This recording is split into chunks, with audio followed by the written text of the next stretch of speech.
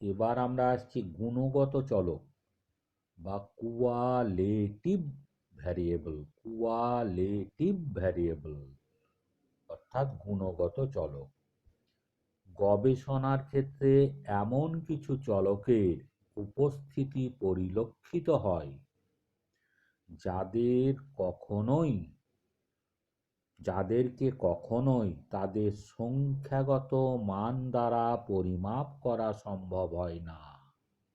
এই সমস্ত চলক সমূহকে গুণগত চলক বলে অভিহিত করা হয়। যেমন বিশ্বাস, মূল্যবোধ, মানুষের আচরণ প্রভৃতি হলো এর উদাহরণ। গবেষণার ক্ষেত্রে তাহলে গুণগত চলক কি হলো? যে গবেষণার ক্ষেত্রে এমন কিছু চলকের উপস্থিতি পরিলক্ষিত হয় যাদেরকে কখনোই তাদের সংখ্যাগত মান দ্বারা পরিমাপ করা সম্ভব হয় না।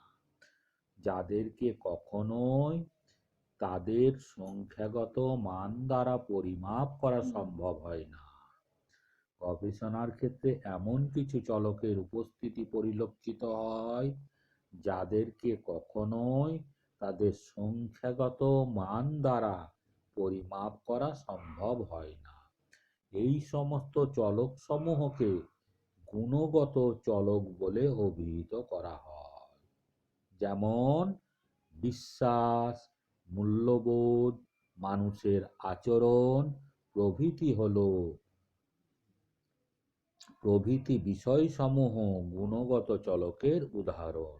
যেমন বিশ্বাস, মূল্যবোধ, মানুষের আচরণ প্রভৃতি বিষয়সমূহ গুণগত চলকের উদাহরণ।